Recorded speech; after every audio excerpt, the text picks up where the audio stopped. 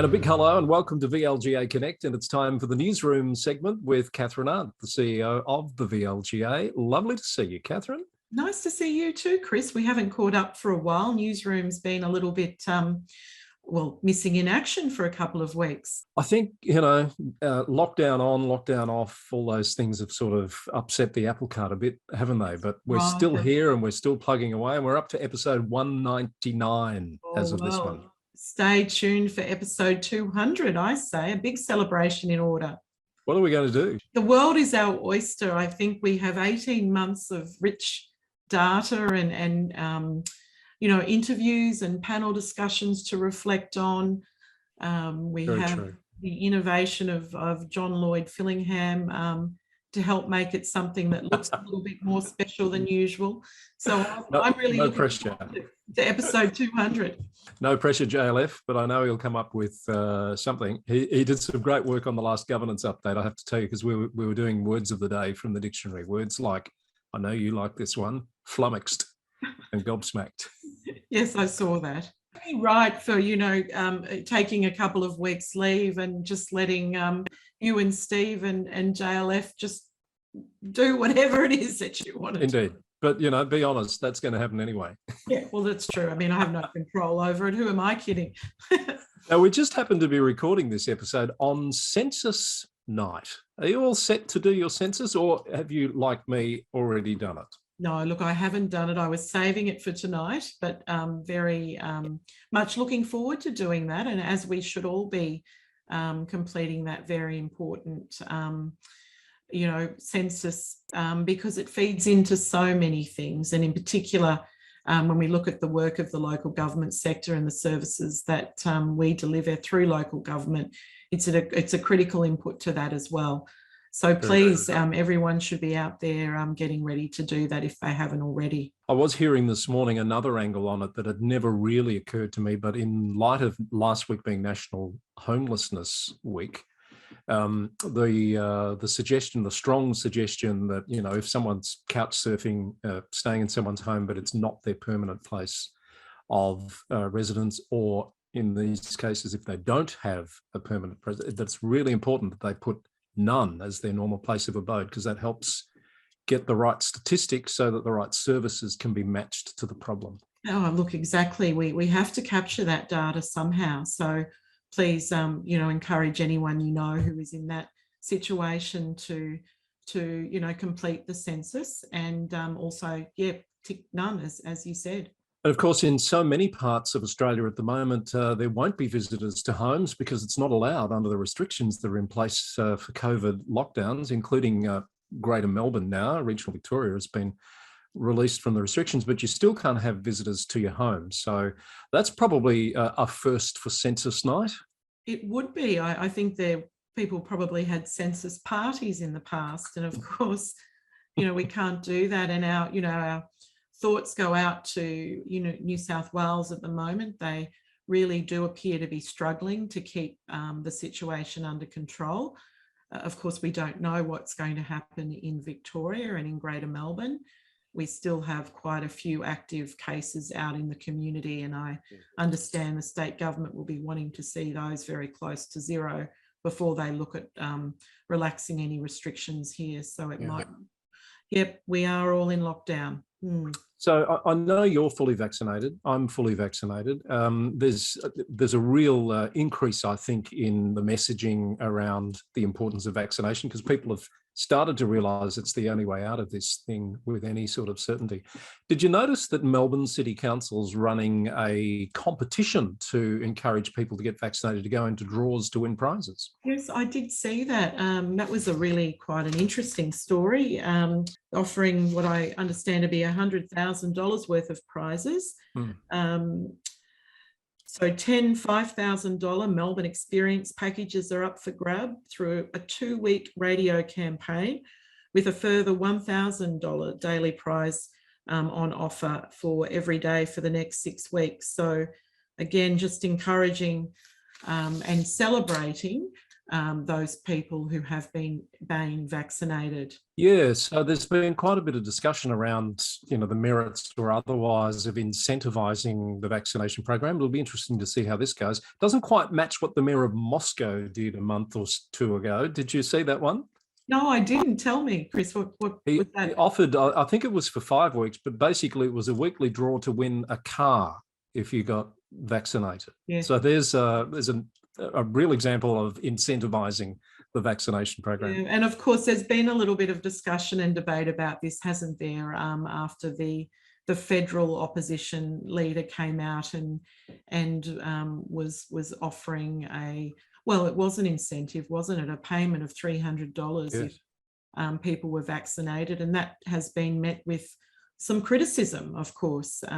So I guess I think what Melbourne's doing is probably a little bit different to that sort of federal announcement, but I wonder what the uptake will be. And I guess Melbourne let's watch this space and see what it's like. So a couple of issues doing the rounds in local government worth touching on.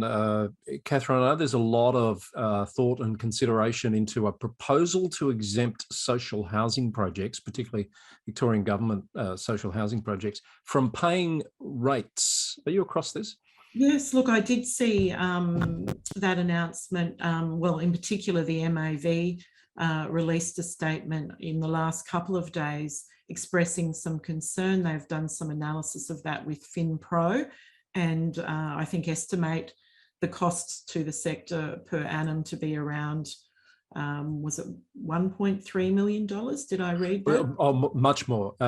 Times that by 10, $136.8 million a year in rates revenue to be foregone if Vic government and community health organisation social housing projects were exempt. Community housing, I'm sorry, I said community health, but I meant community housing, of course. Yeah, I didn't have the information right in front of me there. Of course, look, that hasn't been confirmed yet. So from the VLGA's perspective, we're just watching this space. It'll be important, absolutely, for the state government to clarify that piece of information, because I think the cumulative effect of that, if it is true, if it is correct, is what up to, and you can quote the figure, Chris. $1.6 billion over 10 years would be the compounded number. Absolutely something for us to be watching. Stay tuned. Absolutely, really important one. Another one that's worth keeping an eye on is this process that the Chief Municipal Inspectorate has instigated in VCAT with regard to a councillor at Yarra who's undergoing a legal process, and the inspectors used a section of the Act that I must admit I hadn't read before, which allows for an application to be made to VCAT to have that councillor stood down while the matter is being determined, which could be some months, of course. Yes, of course. And there has been a lot of media coverage of the situation at Yarra Council and that particular councillor. I think the section is section 229. Yes. I believe it may be one of the new sections or powers within the Local Government Act 2020, but I think that Steve, and you will talk more about that on Friday in the governance update, and perhaps just clarify that. It'll be very interesting to know if it's not a new section of the Act, whether it has been exercised before, and if it is a new section, then of course there'll be some precedent established with this, and it's worth watching and talking about from a governance perspective. I think it's new. I don't want to be held 100% to that, but yeah, Steve and I have been having some conversations to find out more about exactly what that process is and how it's being brought about, and we will provide some more info on the governance update at the end of the week. Kathryn, I've been having some really interesting conversations the past few days with members of the panel for our next global executive panel, which is coming up on Thursday week, on community wealth building. Yes, that's right. One of those topics that we perhaps haven't talked a lot about, well, in Victoria anyway, but we did circulate in our last e-news a little bit of background information and reading material on this sort of concept of community wealth building or building community wealth. It's something that Sydney City Council have looked at and passed a resolution on last year. And we are fortunate to have the CEO of the City of Sydney, Monica Barone, on the panel. We also have the CEO of North Ayrshire Council. This is a concept that UK councils and also European councils have picked up on. And we have a partner from SGS Economics and Planning who've also done a lot of academic sort of research and policy analysis into this. So lots to talk about, I think, on this panel, from both literally building and sustaining the wealth of a community. And that's from a commercial perspective, so businesses in that community, but also the community health and well-being. So there will also be a lot of implications for the governance of those councils at that level and some learnings from there. So I'm really looking forward to this discussion. You're really well put, Kathryn. So Pat Fensham is going to really explain the concept, and he lives and breathes this stuff, and he's going to tell us about the 5 pillars, but also where is it happening and what's required to bring about the change of thinking, the change of focus, because it really requires a different perspective from the ground up of your economic development planning and strategizing, etc. Craig Absolutely. from North Ayrshire Council, they're the first community wealth building council in Scotland, and they're seen as a leader because the government has now mandated it basically for all councils to follow suit. And then Monica's going to talk about how City of Sydney, they're right at the start of the process. They're at discussion paper stage. She's really looking forward to seeing and hearing the other 2 panelists, because I got the distinct sense from her she's going to take a lot of notes. Yes, look, I got that sense too when I reached out to her originally. She's very keen, and the City of Sydney, even in the midst of this terrible situation with COVID up there, very keen to still look forward, look ahead, and progress the work. As you say, they've just started on this concept. Kathryn, that's on the 19th of August, so that's Thursday week. The details are up on the VLGA website. Please make sure you get in and reserve your place ahead of time. I think we've got quite a few already lined up, but the more the merrier, both from Victoria, around Australia, and of course in the UK. Yeah, spots are filling up fast. These quarterly global executive panel discussions have really taken off, and we have so many more in the pipeline. I'm really looking forward to the rest of the year, but also in the planning for next year. And just on that, I have been in conversations with LG Pro in Victoria. We've got a couple of live panel sessions there that we're planning to co-host and deliver, and of course you'll be involved in those. So looking at some interesting topics there around deliberative engagement, perhaps looking at the work of the Local Jobs First Commissioner, their office. We had the acting commissioner on the program recently, Greg Wilson, and looking at how we might engage the local government sector in some of those state government policies, which actually from the local job commissioner's perspective, there's also national overlay on that as well. So important that local government's engaged on that. So a lot of meaty topics coming up. And that latter one links in with our community wealth building as well. And I've got to say the Greg Wilson interview is getting a lot of views. He's a popular man, so a lot of people are checking that out.